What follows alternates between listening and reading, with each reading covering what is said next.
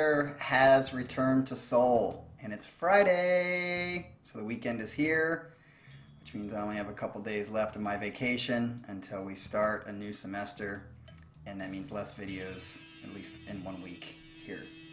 So if you have not seen my last video, which was Ohio State football, if you're a football fan at all, you should go watch that right here. If you're not a football fan, I have other music reaction videos, the latest of which was a lot of Opeth. And today what we have to do is the most requested song I think I've ever had on my channel, ever. And I know I'm going to fuck up how to say this, but I think it is Ne Obliviscaris. I think I practiced that like 20 times before to make sure I didn't fuck it up, but I don't even know if that's right. So anyway, this comes high demand.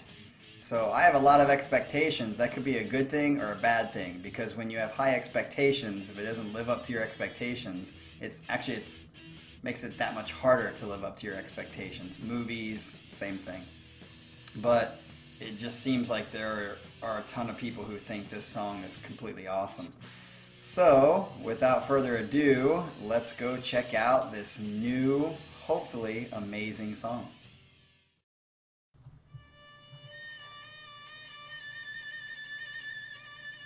Like it?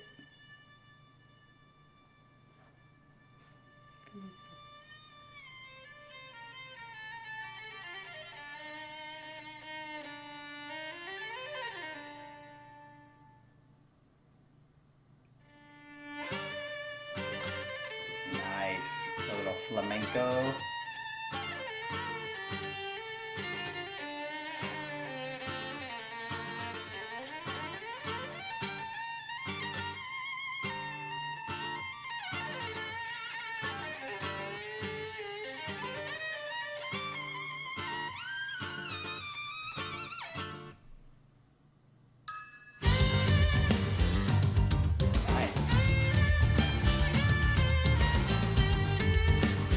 Like Yanni? Is that her name, Yanni? This is definitely more of like a orchestra kind of thing. Mr. Holland's Opus.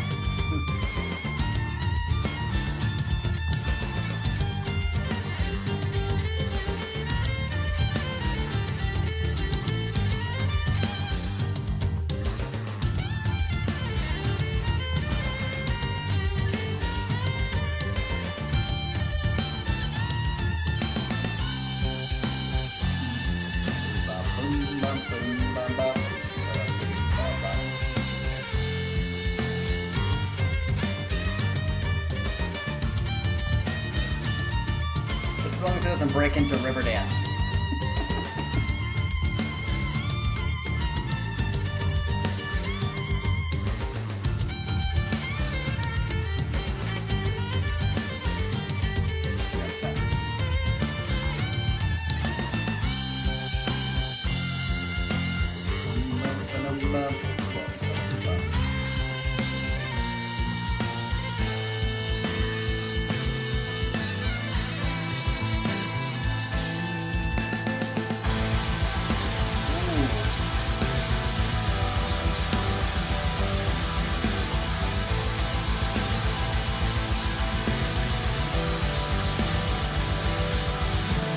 Straight 16th note double bass.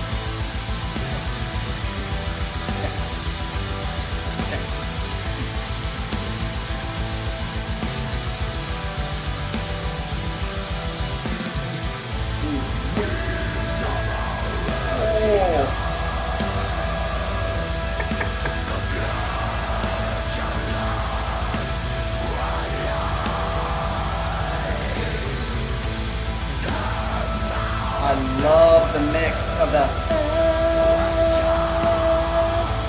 and the growling. I like that mix.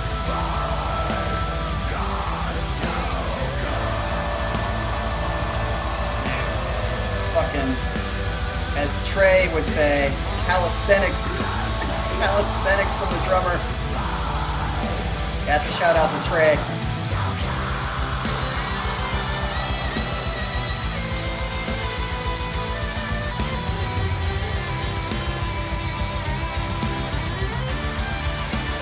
Definitely a cool, unexpected mix.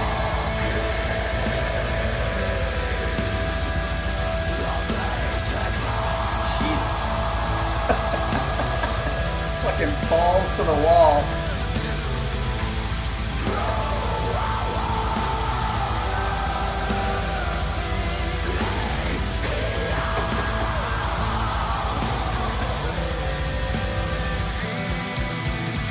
Boom. Nice. See? Good switch there. You go like full time, full blast. Go back to full. See? I called it.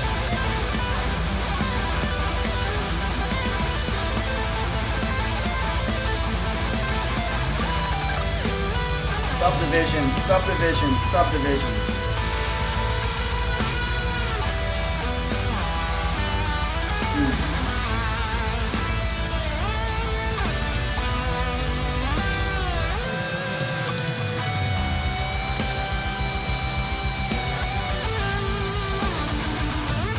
Guitar. I like his guitar tone. Oh, nice.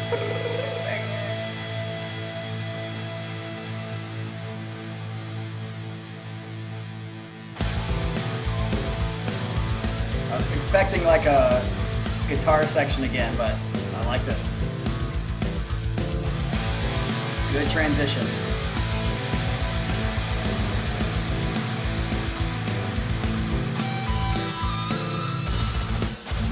Shit.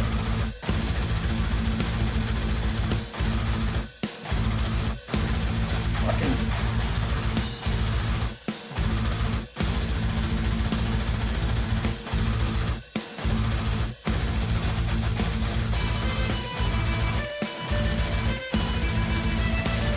This sounds very neoclassical almost. Like. Expecting Ingve to come in. or Batio.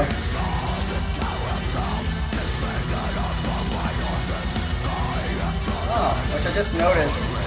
Ne Obliviscaris, when put together, is Neo Obliviscaris. I like that bass part. The bass part sounds sick. Oh, nice.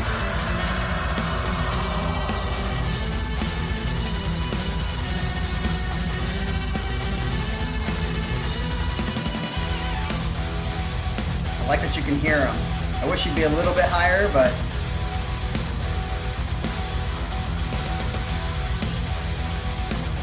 Jesus, I don't know how this drummer does this.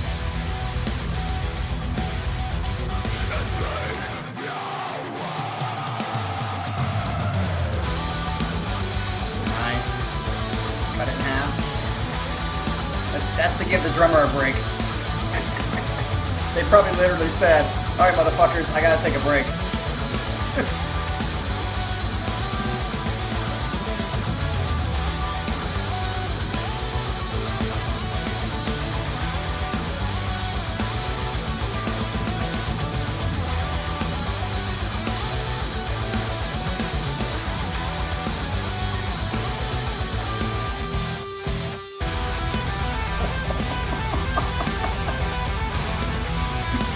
Blow my face off. I feel like it's that picture of like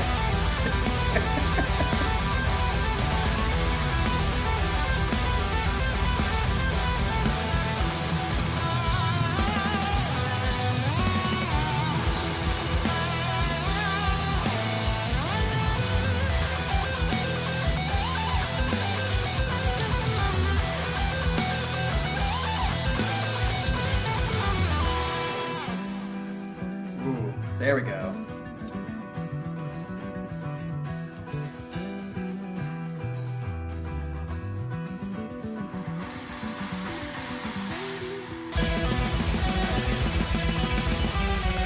Blast beats. Oh, that was gonna happen.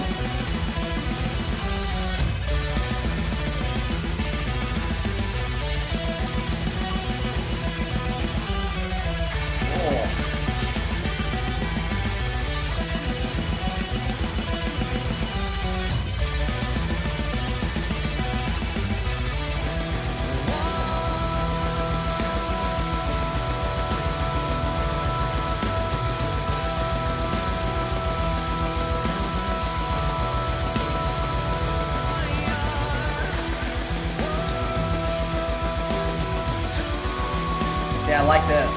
This is Hakenish.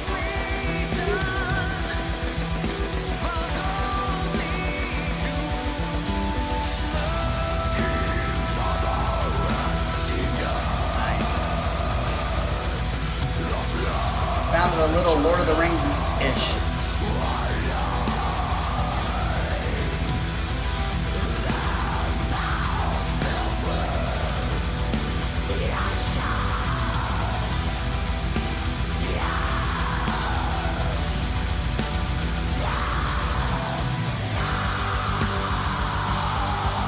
So, I'll talk about that in a minute. The screaming.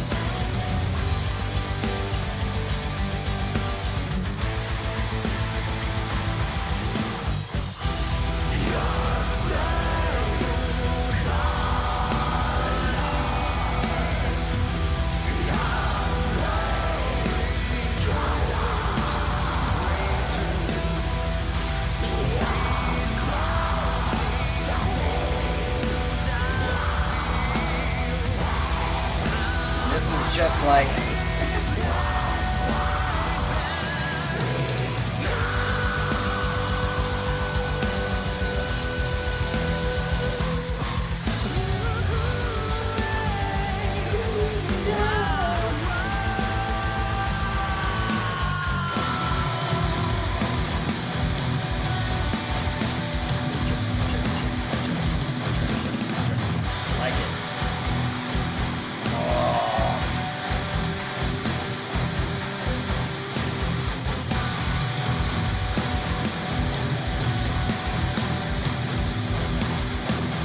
drummer going off.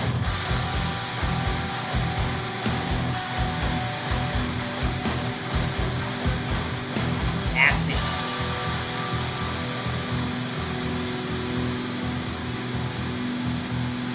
I like how the bass continues. Nice fade out.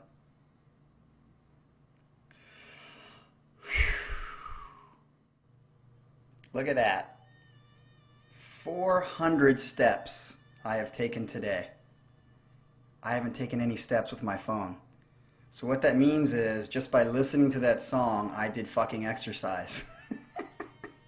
I mean, afterwards I had to take a damn drink and like a big breath because that was just like, wow, just balls to the wall. Besides the beginning, minute and a half, that was just like 9 minutes of just like kicking your damn ass. I mean, that if they had to play that live every night, I think they'd be like the skinniest dudes ever. Or maybe it's a girl, I don't know. Can't assume these days. But I'd have to say, like, wow. I don't know exactly how to pinpoint what I think, because that was the one thing that I will say is unique. That was definitely unique, and I think that that's really, really cool. I thought the beginning with the flamenco kind of like, not joking, when it started like getting into the drum beat part after the violin at the beginning and the guitar, the flamenco guitar, I think it was a flamenco guitar, or at least he was playing that kind of style. After the drums came in and then it started getting into it, I'm not joking, that 100% reminded me of Cirque du Soleil. Because about, I think it was 2015 maybe? Yeah, 2015 here in Seoul, Quidam came here. And I was at Quidam, and I remember, of course, people go to Cirque du Soleil because of the performance that they see, like people on the ropes and people doing all kinds of crazy shit. I didn't watch pretty much the whole show because I was shocked by how fucking awesome the music was. And the drummer, whose name is Trey Boyd, he was the one that was playing with them, which, by the way, if you've never checked out Trey Boyd, he's one of the fucking grooviest drummers ever. And he was the drummer there, and I didn't even watch the show because I was shocked by how awesome the music was, and the music sounded very similar to this. Now, I'm talking about the beginning part of this. It didn't get into the death metal or the metal side of it, of course, but the beginning part of it was this kind of stuff mixed with like improv runs and like beautiful kind of progressive style music. I was like, half this stuff could be Dream Theater stuff or something like that when I was at Quidam show. So that's what it kind of reminded me of, and that's why I was jokingly, saying like, I hope it doesn't turn into Riverdance or whatever, because it sounded kind of like that kind of performance, like that kind of show. And then of course it kicked into like the serious just drumming and guitar playing and just straight kick you in the ass for most of the time. Now that brings me to my second point that I thought, which I'm going to try to go on a quick rant here for a second. Well, it's not a rant, but it's more of like a teaching style. So for those of you who don't know, I teach dancing, professional dancing, salsa, swing, and hip hop, which you can see some of the other videos that have kind of shown that a little bit. And whenever I teach dancing and I get students, I always tell them, like at the beginning, there are two most important foundations to dancing. And part of that is, learning the steps, which is obvious. But the second part of it that I spend probably a third of my lesson on is music understanding. And so basically especially most dancing, actually all of dancing, is in 4/4 time. And so when I try to explain to them that things are in 4/4 time, especially with hip hop, when I'm teaching hip hop, the new thing that I would say Missy Elliott, that I give credit to, is to Missy Elliott. And the reason a lot of Missy Elliott, when her songs came out, which Timberland is the one who should get the credit because he's the one who dropped the beats for her, most of them. He was an expert, and movies started doing this too around the Matrix time. There was this like subtle like break in like fighting scenes and in the music, subtle breaks in the music when it came to dancing. And the best way I can explain this is, like, if you watch The Matrix, which I think is still not matched as far as cinematography and fight scene creativity, it's amazing. People are still trying to like replicate that, and they can to the best. And what you noticed in there, if you watch it very closely, is I've always said there's two types of balances. You've got, completely slow, and completely fast in music specifically. And both of those, I think, are not good. You have to have kind of a mix, and that's where subdivisions come in when it comes to learning how to understand music and dancing. So even if you're in 4/4 time and you break that up into subdivisions, 4/4 is the same thing as 8/8, 8/8 is the same thing as 16/16, but they sound completely different. Like the fast songs, the really fast songs are just going to be in your quick 4/4 or even 2/2 time. And then like your slower tempo songs or your funky style songs are going to use a lot of the 16/16 because it's going to have a lot of space in between to work. And so you've got that versus like right? So this is basic stuff, but a lot of people don't understand that you can be in 4/4, but when you break up the subdivisions, and in movies like The Matrix, the way they did this was in the fight scenes, like especially with Mr. Smith and that kind of thing, or even in the first movie, you'd have this like sequence of, and then all of a sudden it would go into slow-mo. Ooh, why do they do that? And the reason it's brilliant is because if you just have fast all the time, your brain goes to sleep. Okay? It's why when I ride my scooter in Korea, when I first got here, I remember the other scooter drivers, like when they were by themselves on the road going the other way past me, would be weaving like this on the road. And I was like, what the fuck are they weaving for? Maybe they're just bored because they ride their bike all the time. I don't know. Until I realized why they did it, which was like 2 years later, is that when a scooter is driving on the road, they're harder to see. So by weaving, the cars that are coming this way, which happens a lot in Seoul, who love to just take U-turns illegally, is what kills a lot of scooter drivers here.